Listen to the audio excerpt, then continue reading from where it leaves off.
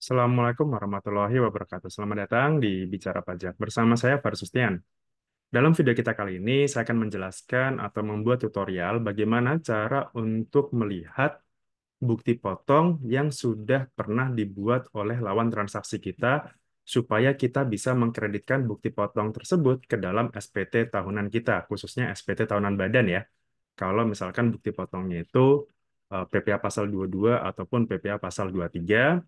Terus kalau misalkan PPA pasal 21, berarti bukti potong itu bisa untuk kita kreditkan di SPT tahunan orang pribadi. Nah, silakan disimak tutorialnya berikut ini.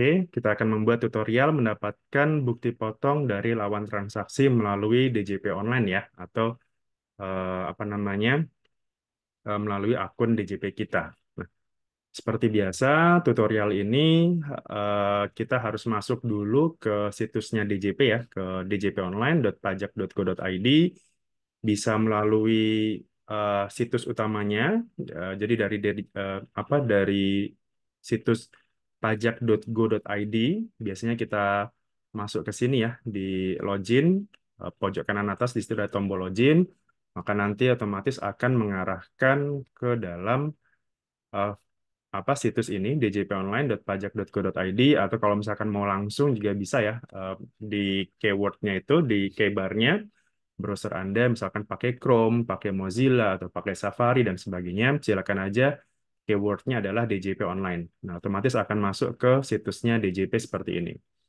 Nah, seperti biasa, di sini ada interface ya, login seperti biasa. Jadi kita harus memasukkan nomor NPWP ataupun NIK ya. Kalau orang pribadi yang sudah tervalidasi bisa menggunakan nomor KTP atau nomor NIK. Sementara kalau untuk badan masih menggunakan NPWP dan juga password untuk DJP online-nya. Nah, nanti misalkan katakanlah kalau sudah berubah, NPWP itu sudah berubah menjadi 16 digit, maka untuk wajib pajak badan cukup menambahkan 0 di depannya. Gitu ya. Jadi nanti misalkan katakanlah semuanya sudah berlaku, NPWP itu adalah 16 digit, maka nanti ketika untuk perusahaan PTA misalkan mau login ke DJP online seperti ini, maka tinggal memasukkan angka 0 di depannya. Misalkan awalnya 01 sekian-sekian, maka menjadi 001 sekian-sekian ya. Misalkan kalau depannya itu misalkan 03, berarti 003, dan seterusnya. Kemudian kata sandinya sesuai dengan em, yang sudah em, yang sudah kita gunakan seperti biasa. Kemudian masukkan kode keamanannya. Kalau misalkan nggak jelas, ini bisa kita klik lagi ya, klik untuk ubah kode. Kalau belum, ternyata kalau misalkan kita belum punya login ini atau belum registrasi, maka bisa silakan daftar baru seperti biasa. Pastikan sudah EVIN-nya sudah teraktivasi. Jadi kita harus punya EVIN terlebih dahulu, aktivasi EVIN dulu, baru kita registrasi nanti. Nah, asumsi bahwa kita semuanya sudah punya loginnya, maka langsung aja kita bisa login di sini. Nah, pada saat login, tampilan pertamanya kurang lebih akan seperti ini ya. Jadi ada nama wajib pajaknya, kemudian di sini ada NPWP 15 dan 16. Jadi kalau untuk orang pribadi, NPWP 15 itu adalah NPWP yang existing sekarang, yang masih ada sekarang. Sementara kalau NPWP 16 itu adalah nomor KTP kita. Itu untuk yang orang pribadi. Tapi kalau badan, 15 adalah NPWP yang existing sekarang, sementara kalau yang 16 itu adalah tinggal menambahkan 0 di depannya dari angka yang 15 ini. Jadi sebenarnya nggak ada perbedaan untuk yang wajib pajak badan. NPWP bisa ditampilkan di sini, atau kalau misalkan kita butuh eh, apa apa namanya elektroniknya gitu ya, NPWP elektroniknya, tinggal kita kirim ke email, kemudian nanti NPWP dalam bentuk elektronik itu sudah terkirim ke email kita. Oke, nah kita lanjutkan terkait dengan bukti potong tadi. Nah, bukti potong itu letaknya ada di menu lapor di sini, di menu lapor. Kemudian setelah itu di menu lapor akan ada dua menu baru, menu tambahan ya di sini ya, pelaporan dan pra pelaporan. Nah, untuk mendapatkan bukti potong yang sudah dibuat oleh lawan transaksi kita, itu kita lihatnya di pra pelaporan. Jadi kita cek di pra pelaporan, kita klik di sini. Nah, di menu pra pelaporan di situ akan ada biasanya akan ada EBUPOT ya. EBUPOT bisa EBUPOT 21, EBUPOT unifikasi dan EBUPOT 23. Nah, bedanya apa antara unifikasi dan 23? Ini sebenarnya lebih ke masa pajaknya ya. Jadi kalau unifikasi itu mulai berlaku ketika masa April 2022 ya. April 2022 dan setelahnya itu menggunakan EBUPOT unifikasi. Sementara kalau masa sebelum April 2022 khusus untuk pasal 23 itu dia menggunakan EBUPOT 23. Jadi kalau misalkan sekarang ketika kita mau membuat gitu ya, membuat bukti potong unifikasi entah itu pasal 22, 23, final, pasal 15, maka kita gunakan yang unifikasi ini. Nah, balik lagi untuk mendapatkan eh, bukti potong yang sudah dibuat oleh lawan transaksi kita cek yang paling bawah di sini, ada namanya riwayat pemotongan dan pemungutan. Di sini juga ada disclaimer ya. Sementara ini tampilan data hanya berupa bukti potong yang dibuat oleh pihak lain menggunakan aplikasi ISPT PPH dan EBUPOT pasal 23 atau 26. Nah, kita cek di bawah ini, di bawahnya riwayat ini ya, di bawah riwayat pemotongan pemungutan, di situ akan ada riwayat bukti potong yang sudah dibuat oleh lawan transaksi kita terhadap kita gitu. Jadi ini adalah bukti potong yang sudah dibuat oleh mereka. Jadi kita dipotong. Nah, inilah bukti-buktinya di sini. Misalkan kalau orang pribadi biasanya ya dapatnya bukti potong PPA 21 ya. Jadi di sini ada jenis pajaknya, ada nomor bukti potongnya, ada tahun masa pajaknya, PPA terutang, dan tanggal bukti potongnya. Jadi ini sudah cukup untuk eh, digunakan di SPT tahunan.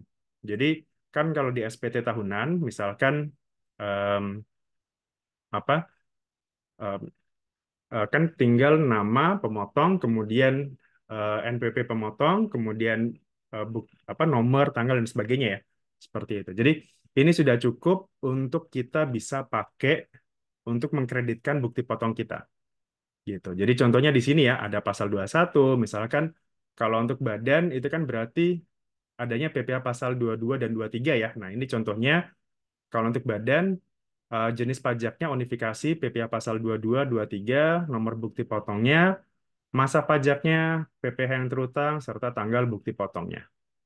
Nah, di tombol aksi di sini, tombol aksi itu untuk mengetahui tidak secara detail ya. Jadi aksi ini ketika kita klik, maka akan muncul jumlah penghasilan bruto, PPh terutang, kemudian penghasilan kena pajaknya di sini, tahun pajaknya, identitas lawan transaksi, jadi lawan NPWP kita ya, lawan transaksi kita, namanya siapa, kemudian masa pajaknya kapan, gitu. Jadi ini sudah cukup untuk kita buatkan ke dalam bukti potong ya, seperti itu. Nah, cara untuk menginputnya ke bukti potong, cara untuk menginput di SPT tahunannya seperti apa? Saya akan coba contohkan. Misalkan kita akan membuat bukti potong atau kredit pajak PPh eh, badan ya, perusahaan, bukti potong dari PPh pasal 22 dan 23 misalkan.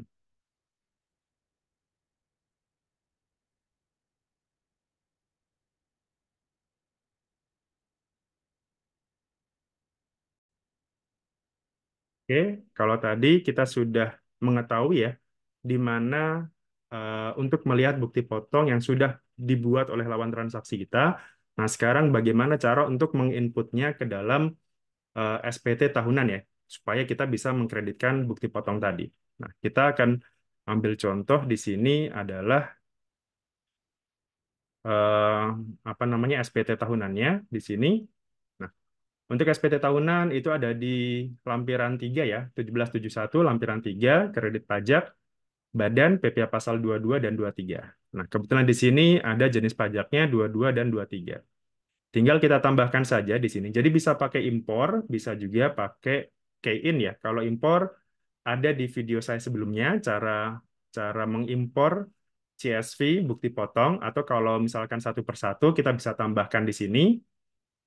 Nah, nama pemotongnya itu bisa kita cek yang tadi ya. Jadi pada saat kita buka aksi di sini, tombol aksi, maka akan muncul yang tadi ya, eh, nama lawan transaksi, identitas transaksi. Misalkan namanya di sini edukasi misalkan. Kemudian NPP-nya berapa? Misalkan 01.00.0008.001.000.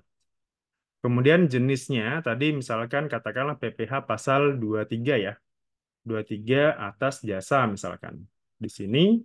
Kemudian objeknya kita bisa cek di sini jumlah penghasilan brutonya berapa ya. Di sini harusnya ada angkanya. Misalkan katakanlah 10 juta misalkan.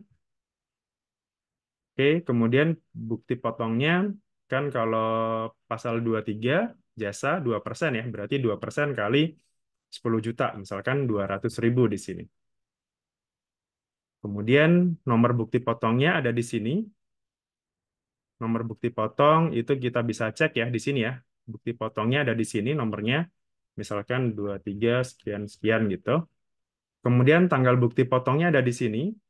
Tanggal bukti potongnya misalkan tanggal eh, di sini November tanggal 3 ya, misalkan 23 tanggal 3 November 2023, kemudian alamatnya di mana? Alamatnya ya misalkan di Jakarta gitu ya. Kemudian NTPN-nya ini sebenarnya tidak perlu tidak wajib diisi ya. Kalau misalkan kita tahu bukti setorannya ya silakan diinput NTPN-nya, tapi kalau nggak ada ya nggak masalah sebenarnya. Seperti itu. Oke, kurang lebih seperti itu ya cara menginputnya. Jadi yang penting Bapak teman-teman di sini sudah tahu caranya untuk mendapatkan bukti potong ini ya. Jadi dari yang harus diperhatikan, jadi pertama lewat ini pra pelaporan. Jadi di menu lapor, menu pra pelaporan, kemudian masukkan atau silakan lihat di riwayat pemotongan pemungutan. Nah, di situ semuanya akan muncul, tinggal kita rapikan saja ya, kira-kira em, ada berapa bukti potong yang sudah kita terima, misalkan seperti itu. Oke, itu saja terkait dengan cara atau tutorial singkat gitu ya untuk mengetahui bukti potong yang sudah pernah dibuat oleh lawan transaksi kita. Atau kalau di PPN sebenarnya sudah ada ya, sudah ada lama. Itu namanya semacam pre-populated data seperti itu. Jadi kalau di PPN kan kita tidak perlu menginput satu persatu ya pajak masukannya, tinggal kita cari aja pre-populated pajak masukan, maka akan muncul semuanya data pajak masukannya. Nah, Eh, nanti ke depannya juga akan seperti itu untuk di PPh. Jadi bukti potong yang sudah diterbitkan oleh lawan transaksi kita maka akan muncul secara otomatis di riwayat pemotongan tadi ya gitu. Mungkin nanti akan lebih lebih bagus lagi, lebih detail lagi. Kita nantikan aja setelah nanti akan eh, adanya Citas ya. Kan nanti DJP juga akan ada sistem terbaru namanya Citas. Semoga aja setelah adanya Citas ini eh, apa namanya untuk mendapatkan bukti potong tadi lebih gampang. Oke, itu saja dari saya. Terima kasih atas waktunya. Sampai jumpa lagi di video berikutnya. Assalamualaikum warahmatullahi wabarakatuh.